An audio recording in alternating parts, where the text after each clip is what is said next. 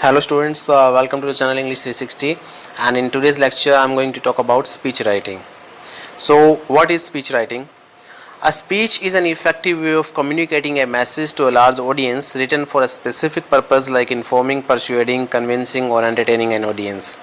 तो देखिए स्पीच क्या होता है. Speech is meant for delivering to an audience. Okay, if you want to communicate a message to a large audience, then speak is the most effective way. और ये एक specific purpose के लिए लिखा जाता है. You have to keep that purpose in your mind before drafting your speech, कि आपको इन्फॉर्म करना है अपनी ऑडियंस को, या उन्हें परसुएड करना है, या उन्हें कन्विंस करना है किसी बात के लिए, या फिर उन्हें एंटरटेन करना है. So accordingly you will plan your speech. So what are the requirements for writing a speech? First of all, you need to be creative again. The way we talked about being creative in the article writing, similarly you have to show creativity in speech writing also. Then you should have a good range of vocabulary to include in your speech so as to express yourselves fully. And then you should have information on the subject of the speech. Okay, if you want to deliver speech on a particular topic, then you have to do a lot of research. You have to collect the data, statistics also. You need to do have information on that subject. Then you have to organize that speech logically. Okay, if that is not organized well, then that will not sound fluent, and that will not interest your audience. Okay, and now if I talk of speech writing format, then you need not write the title here. Okay, you will not write any title or any byline. This starts with a greeting of chief guest, principal, teachers or other dignitaries present there, and thereafter first of all the speaker greets those persons, those dignitaries present there, और उसके बाद जो है वो अपना self introduction देता है. That person that tells his or her name and the name of the topic and along with the occasion. If that speech is being delivered on a particular occasion, then you have to mention that occasion also. Opening should be really impressive in a speech.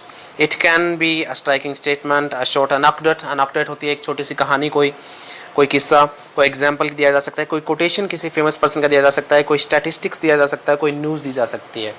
Suppose if I have to deliver a speech on the brain drain, then I can say that 33% of the scientists in NASA are of Indian origin. Did you know? So इससे क्या होगा, even before wishing, even before greeting my audience, अगर मैं इस तरह का कुछ बोल देता हूँ तो इससे मैं I am able to grab their attention. Okay, और उसके बाद मैं उन्हें विश करके अपना स्पीच स्टार्ट कर सकता हूँ. बॉडी में देखिए क्या होगा, जो की पॉइंट्स आपने प्लान किए हैं कि आपको क्या बोलना है, तो वो आप बॉडी में इंक्लूड करेंगे. उसके साथ एविडेंस, डेटा और एग्जांपल होना चाहिए अपने की आइडियाज़ को सपोर्ट करने के लिए. इन्फॉर्मेशन को थोड़ा सा ड्रामेटाइज, कोई पर्सनलाइज कर सकते हैं, थोड़ा अपने तरीके से स्टोरी बता के या एक ड्रामेटाइज तरीके से आप उसको शो कर सकते हैं. वर्बल शो ना करने की बजाय आप किसी यू कैन से कोई एड का सहारा लेके उसमें मतलब आप उसको एक्सप्रेस कर सकते हैं. देन कंक्लूजन जो है वो मोस्ट इंपॉर्टेंट पॉइंट्स को समराइज करता है. एट द एंड जो है what is the purpose of the speaker may raise the audience awareness, he motivate them to think and act, और वॉर्न और क्वेश्चन देम, और give them some hope, request them, और end with an expression of thanks. And finally the speaker has to say thanks to the audience. अगर मैं speech के marking scheme की बात करूं तो स्पीच 10 मार्क्स का पूछा जाता है एग्जाम में, जिसमें से 1 मार्क रहता है फॉर्मेट का, जिसके अंदर आप ओपनिंग एड्रेस जो ग्रीटिंग्स करते हैं अपनी ऑडियंस को, और लास्ट में क्लोजिंग जो थैंक यू के साथ करते हैं, 1 मार्क उसका रहता है. कंटेंट के 5 मार्क्स रहते हैं, कितना अच्छा कंटेंट आपने डाला है इसके अंदर. फिर एक्सप्रेशन के 4 मार्क्स है. एक्सप्रेशन को हम 2 पार्ट्स में डिवाइड कर सकते हैं. Grammatical accuracy, appropriate words and spelling, जिसका मतलब है कि आप सही वर्ड्स यूज़ करेंगे, स्पेलिंग सही होगी और ग्रामेटिकल एक्यूरेसी होनी चाहिए, उसके 2 मार्क्स हैं. इसके अलावा जो है coherence and relevance of ideas and style. Coherence जैसे अभी आपको पहले भी डिस्कस कोहेरेंस हम इसमें डिस्कस करेंगे. कोहेरेंस का मतलब ये होता है कि आप एक ही मुद्दे से रिलेटेड बातें कर रहे हैं, आप अलग अलग बातों को उसमें पिरो नहीं हैं. मतलब सारी बातें, अगर आपने एक पैराग्राफ उठाया है, कोई इसी चीज़ के कोजेस डिस्कस कर रहे हैं, तो आप सारी बातें कोजेस से रिलेटेड करेंगे. मतलब आप उसमें इधर उधर की बातें नहीं करेंगे, और रेलिवेंट बातें आप उसके अंदर करेंगे जो बातें उसमें फिट बैठती है. तो ये चीज़ आपके स्पीच में होनी चाहिए, उस चीज़ के 2 मार्क्स मिलते हैं. तो ये है इसकी marking scheme. Okay, now what are the points to be kept in mind while writing a speech? A speech should begin with a brief catchy introduction. जैसा मैंने आपको पहले बताया, एक एनेक्डोट कह सकते हैं, कोई कोटेशन से, कोई एग्जाम्पल से, कोई थॉट प्रोवोकिंग क्वेश्चन से. ठीक है, हम अगर ये कहें कि 1/6 of your life is spent watching TV, did you know? तो देखिए एक स्टार्टलिंग इफेक्ट होता है, तो इससे ऑडियंस को अगर कोई नई बात सुनने को मिलती है तो उनका ध्यान हमारी ओर आ जाता है। इससे पता चलता है कि आपकी ओपनिंग लाइंस कितनी इंप्रेसिव है और उसके बाद ही ये तय होगा कि ऑडियंस कितने अच्छे से आपके स्पीच को रिसीव करती है। ओके, आपको you have to introduce your topic to the audience clearly and it should not be too lengthy. आपका इंट्रोडक्शन ज़्यादा लेंथी नहीं होना चाहिए, otherwise it will bore your audience. You have to divide your speech in certain paragraphs. आपको separate title नहीं देना है speech के लिए। Speech should consist of small sentences having not more than 10 to 12 words in a sentence. देखिए ज़्यादा लंबे अगर सेंटेंसेस हम लिखते हैं तो शायद ऑडियंस पूरे तरीके से उसे डिफ़िकल्टी फील करती है उसे समझने के लिए, तो we should not use long sentences there. We should adopt a conversational tone in writing, write like you talk. देखिए हमें एग्जाम में तो स्पीच लिखना होता है ना, हमें डिलीवर नहीं करना वहाँ पे, तो हम लिखेंगे ऐसे जैसे कि हम खुद अपने बोलने के लिए प्रिपेयर कर रहे हो, जैसे हमें कहीं पे बोलना है वो, ठीक है, इस तरीके से हमें लिखना है। इसके लिए हमें कॉन्वर्सेशनल स्टाइल अडॉप्ट करना होगा, टोन अडॉप्ट करनी होगी, जैसे कि डिड यू नो फ्रेंड्स, जैसे कि हम किसी को वो स्पीच डिलीवर करने वाले हैं, बोलने वाले हैं, इस तरीके से हमें वो लिखना होगा। We have to include adequate supporting data like statistic facts and some you can say other information. तो इससे क्या होगा, हमारा स्पीच थोड़ा क्रेडिबल लगेगा, ऑडियंस को बिलीव होगा कि जो हम कह रहे हैं वो एक पूरे रिसर्च के साथ, पूरे यू कैन से फाइंडिंग्स के साथ कह रहे हैं। A speech must reflect the speaker's clarity of thought also, accuracy of facts and a balanced view through a comparison and contrast with other viewpoints. हमें अगर और व्यू पॉइंट्स के साथ कंपैरिजन और कॉन्ट्रास्ट भी करना पड़े तो वो भी हम शो कर सकते हैं। एक clarity of thought, clarity of mind उसमें नजर आना चाहिए, क्लटर्ड माइंड उसमें नजर नहीं आना चाहिए स्पीच के अंदर। We should have a clear idea about the purpose of speech and the target audience. Definitely we should keep in mind कि what is the purpose of delivering the speech and we should know keep in mind our audience also. हमें abstract phrases नहीं वहाँ पे use करने हैं, simple और familiar language use करनी है ताकि ऑडियंस को अच्छे से समझ में आ सके क्या कहने वाले हैं। We have to use original ideas, powerful language, humour, emotive language, rhetorical questions and repetition to provide a specific effect. तो देखिए ओरिजिनलिटी दिखानी चाहिए, ह्यूमर हो सकता है स्पीच के अंदर हमें ला सकते हैं, इमोटिव लैंग्वेज जो लोगों को इमोशंस को अपील करे, ऐसी language. Doesn't it give you the goose bumps, okay, क्या ये चीज़ें जब आपको गूज बम्प्स नहीं देती, ठीक है क्या, तो इस तरह की चीज़ें जो है मतलब इमोटिव लैंग्वेज होती है जिससे मैं इनके इमोशन से अपील कर सकता हूँ। रिटोरिकल क्वेश्चन मैं उनसे कह सकता हूँ, ओके, कौन इतना मतलब आप ये कह सकते हैं कि गिरा हुआ इंसान हो सकता है जो कि अपने देश के बारे में भी नहीं सोचेगा, या कुछ भी इस तरह की चीज़ें हम यूज़ कर सकते हैं। Rhetorical question these are called, जिनके आंसर्स हम एक्सपेक्ट नहीं करते। रिपीटिशन हम यूज़ कर सकते हैं, मतलब एक स्पेशल हमें इफेक्ट प्रोवाइड करना है। Okay, if I take the example of John F Kennedy speech, तो उन्होंने एक बार बोला था कि don't ask what your country can do for you, ask what you can do for your country, and those lines became quite famous. तो इस तरीके से आप कुछ नोवेलिटी, कुछ अगर ओरिजिनलिटी लेके आते हैं, that is better for your speech. You have to use cohesive and linking devices throughout your speech, जैसे however, therefore, although, even though, तो जिससे क्या होगा आपका कॉम्पोजिशन है, आपका स्पीच है, एक मतलब यूनिफाइड हो लगेगा। आपको इंट्रोडक्शन के साथ साथ कंक्लूजन भी आपका ब्रीफ, कैची और स्ट्राइकिंग होना चाहिए। You should and on a high note, मतलब ऐसा नहीं कि आपके स्पीच के एंड तक आते आते, कंक्लूजन तक आते आते वो बात में दम ना रहे, वो भी उतना ही कन्विंसिंग होना चाहिए। और देखिए जब हमें स्पीच बोलना होता है तो अब तो हम आवाज़ हमारे मॉड्यूलेशन, वॉइस मॉड्यूलेशन को कंट्रोल कर सकते हैं, कभी आवाज़ ऊंची, कभी आवाज़ नीचे, ठीक है, कहाँ पे स्ट्रेस देना है, कहाँ पे नहीं देना, वो हम अपनी आवाज़ के ज़रिए कर सकते हैं। लेकिन लिखने में वो कैसे करेंगे, उसके लिए हम कुछ यूज़ कर सकते हैं, जैसे कि हम सेंटेंसेस को क्या कर सकते हैं, उनका फ़ॉन्ट साइज़ इंक्रीज़ कर सकते हैं। For example, is it the justice, okay, तो ये जस्टिस अगर मैंने फ़ॉन्ट साइज़ इंक्रीज़ किया, मतलब मैं इस पर फोकस कर रहा हूँ। इज दिस द डेमोक्रेसी, या मैं सभी कैपिटल कर दूं, इसका मतलब मैं उस पर स्ट्रेस दे रहा हूं। और अगर मुझे कोई पोज देना है तो मैं कुछ डॉट्स लगा सकता हूं। Do you want to associate yourself with such a society, तो देखिए यहाँ मैंने क्या किया है, कुछ डॉट्स लगा दिए हैं, एक क्वेश्चन मार्क यहाँ पे डाल दिया है। तो इस तरीके के कुछ चीज़ें यूज़ करके मैं वो एक्सप्रेशन मेरी राइटिंग में भी दिखा सकता हूँ। At the end of the speech I have to write thank you, okay, and I definitely we have to adhere to the word limit, हमें उसको क्रॉस नहीं करना है, +-10% is permissible. What are the steps to write a speech? Firstly we have to think about the topic and ideas associated with it, okay. फिर हमें brainstorm करना है कि एक speech किस topic पे हमें दिया गया है, उससे related हम क्या क्या ideas कर सकते हैं, और उसके बाद हमें ideas को एक logical order में organize करना होगा, okay. मतलब जितने भी आइडियाज़ हैं उनका एक रफ ड्राफ्ट बनाना होगा। स्टार्टिंग में हमें स्पीच नहीं लिखना, बस एक we have to jot down certain points, certain ideas related to the speech. उसके बाद हमें फर्स्ट ड्राफ्ट बनाना है, उसके अंदर ट्रांजिशंस मार्क करने हैं, जैसे however, therefore etcetera, कहाँ हम जैसे व्यू पॉइंट चेंज कर रहे हैं, कहाँ कॉन्ट्रास्ट दे रहे हैं, वो सब चीज़ें। And finally we have to revise it critically and prepare the final draft. यहाँ मैंने कुछ कोटेशंस दिए हैं जो कि आपके स्पीच के अंदर काफ़ी हेल्पफुल हो सकते हैं। एजुकेशन से रिलेटेड अलग अलग टॉपिक्स हैं, science and religion, then democracy, materialism, consumerism, environment, peace, justice. Okay, these are some of the selected quotations which will be really helpful to you.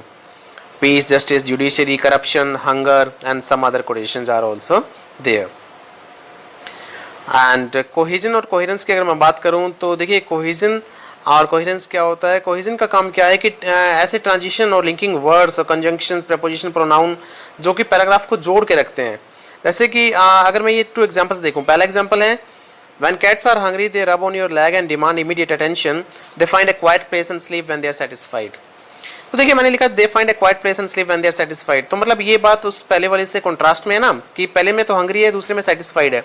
फिर भी मैंने कोई ऐसा वर्ड यूज़ नहीं किया जो कॉन्ट्रास्ट दिखा रहा हो। अगर मैं हाउएवर यूज़ कर देता हूँ तो देखिए ये कोहेजन का एग्जाम्पल है, और फर्स्ट पैराग्राफ की जो लास्ट लाइन है वो उसमें कोई कोहेजन का एग्जाम्पल नहीं है। Okay, so I have to keep these things in mind while writing a speech.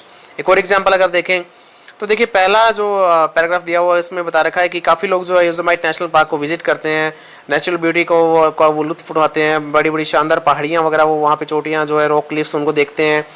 और लास्ट में दिया हुआ है कि ये जो रॉक क्लिफ है ना ये डेंजर भी पोज करता है मतलब लोगों के लिए।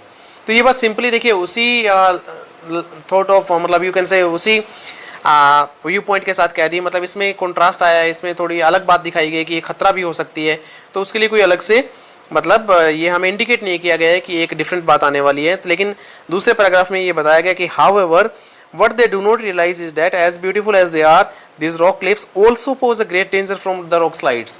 तो ये जो कुछ वर्ड्स जो मैंने यहाँ पे वाइट में हाईलाइट किए हैं तो ये क्या दिखा रहे हैं कि मैंने एक कुछ कोहेसिव डिवाइसेस यूज करके इनको कनेक्टेड कर दिया इन सेंटेंसेस को। और पहले वाले अगर पैराग्राफ की बात करूं तो लास्ट जो सेंटेंस है बाकी सेंटेंसेस से कनेक्टेड नजर नहीं आ रहा है इतना, मैंने सिंपली कोई बात कह दी है बिल्कुल बिना कोई इंडिकेशन के। इसी तरह कोहेरेंस का काम क्या है कि जो एक पैराग्राफ का फर्स्ट सेंटेंस है, टॉपिक सेंटेंस है, उसी के ऊपर हमें बोलना है और सारे जो बातें, सारे जो सेंटेंसेस होंगे इस पैराग्राफ के वो उसी को कंट्रीब्यूट करेंगे। मतलब मैं इधर उधर की बातें नहीं करूंगा, जिस मेन थीम पे मुझे पैराग्राफ मैं लिख रहा हूँ मेरे सारे सेंटेंसेस उससे रिलेटेड होंगे। तो देखिए अगर आप इसको पढ़ सकते हैं तो एप्पल कंप्यूटर से बात स्टार्ट हुई थी इस पैराग्राफ के अंदर और लास्ट में आ गया है कि एप्पल कंप्यूटर जो है वो मतलब एक एंडलेस रिसोर्स है सिंपल और इफेक्टिव सॉफ्टवेयर के लिए। फिर कहता है कि सॉफ्टवेयर जो है एक काफ़ी इंपॉर्टेंट है ग्लोबल वर्ल्ड में। फिर कहता है जब वर्ल्ड ग्लोबलाइज हुआ तो देखिए बात कहाँ एप्पल कंप्यूटर से स्टार्ट हुई थी, कहाँ सॉफ्टवेयर और ग्लोबलाइजेशन पे आ गई। तो मतलब सारी बातें एप्पल कंप्यूटर्स के बारे में तो नहीं हो रही ना, तो मतलब ये यहाँ पे कोहेरेंस नहीं है। इस पैराग्राफ में कोहेरेंस है। देखिए यहाँ जो सारी बातें हैं वो एप्पल कंप्यूटर्स पे हो रही है। लास्ट के सेंटेंसेस भी देखेंगे तो आप कि these computers specially cater to these circles needs and provide a seamless service, SEAMLESS will be the spelling। और one more reason contributing to the popularity of this computers is their unique design. मतलब सारी sentences जो है वो Apple computers के बारे में बोल रहे हैं, तो यहाँ पे कोहेरेंस है।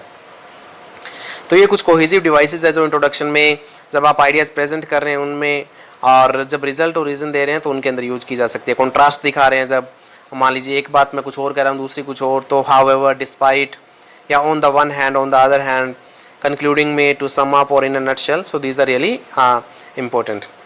अब देखिए कुछ एक्सप्रेशन जो आप यूज़ कर सकते हैं वो ये है इंट्रोडक्शन के अंदर, स्पीच के अंदर, कि स्टार्टिंग आप एनेक्डोट से, कोटेशन से, इंसिडेंट से वगैरह से कर सकते हैं। और जैसे मैंने आपको बताया कि did you know that 33% of the scientist in NASA are of Indian origin if my topic is the problem of brain drain. Okay, इस तरीके से कुछ आप इंटरेस्टिंग लाइन के साथ शुरुआत कर सकते हैं।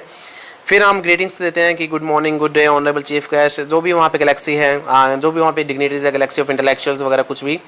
Today I you introduce yourself, अपना नाम देते हैं। Want to share my candid views on, आप टॉपिक का नाम बताते हैं। और फिर ये भी कह सकते हैं कि I am grateful to have received the opportunity to speak on a matter that is desperately calling for our attention, कि मैं काफ़ी अपने आप को ग्रेटफुल फील कर रहा हूँ कि मुझे ऐसे टॉपिक पे, एक बर्निंग टॉपिक पे बोलने का मौका मिला है। या फिर you can say today I feel honoured, privileged to speak, this morning I wish to draw your attention to this problem, या whatever it is. Okay, in the body देखिए आपकी टोन जो है वो कन्वर्सेशन होनी चाहिए, जो मैंने पहले भी आपको बोला है कि some of my friends may not be aware of, कुछ मेरे फ्रेंड्स अवेयर नहीं होंगे इस बात से। It is a horrifying reality with which we have to content, did you know that, देखिए rhetorical question, can you imagine how on the earth could we assume that, ऐसे question जिनके हम answer expect नहीं करते, those are called rhetorical question. जैसे कि can you imagine है या how on the earth, these are rhetorical questions. How many crimes will it take for us to break this silence, ये emotive language है कि कितने और जुल्म हमें सहने पड़ेंगे ताकि चुप्पी टूटे और हम कुछ कदम उठाएं. Swami Vivekananda was right when he said that, किसी भी लीडर का नाम लेके कि वो सही थे जब उन्होंने कहा था. Okay, how can we afford to continue to look away when this problem is desperately calling for attention, ये प्रॉब्लम बार बार अपनी ओर हमारा ध्यान आकर्षित करें और कितनी देर तक हम अफोर्ड कर सकते हैं कि हम इसकी ओर ध्यान ना दें. Doesn't it give you goose bumps when you hear our national anthem, क्या जब आप नेशनल एंथम सुनते हो तो क्या आपको गूज बम्प्स नहीं होते. I am afraid the answer is a big no, अगर आप कोई ऐसी बात हो तो मतलब जिसमें लगता है कि ऑडियंस का आंसर नहीं होगा तो आप कह सकते हैं, इस तरह की जो है एक्सप्रेशन आप यूज़ कर सकते हैं. Okay, in conclusion you can से, I hope you will give some consideration to my suggestion and try to instill it in your daily routine. I sincerely hope you will. I hope my words will make you think about the matter. I would like to end my speech on this note. So these kind of things can be used in conclusion also. Thank you for giving me a patient hearing. ये भी आप कह सकते हैं. देखिए ये कुछ vocab words मैंने select किए हैं जो आप speech के दौरान use कर सकते हैं. 65 selected ones. These are really important. आप इनके meanings जो है वो find out करके इनको अपने sentences में use कर सकते हैं. And this will be helpful for you in writing article, a speech, report, debate, okay, any piece of, even letters also. So these are really important. And some of the expressions in writing article, I have made another video on article writing, जो कि जिसका link मैं description में दे दूंगा. उसके अंदर मैंने कुछ expressions भी दिए हैं जो आप sentences यूज़ कर सकते हैं आर्टिकल लिखने में, वो speech में भी वो lines और वो expression आप यूज़ कर सकते हैं, तो वो आप उस वीडियो में देख सकते हैं.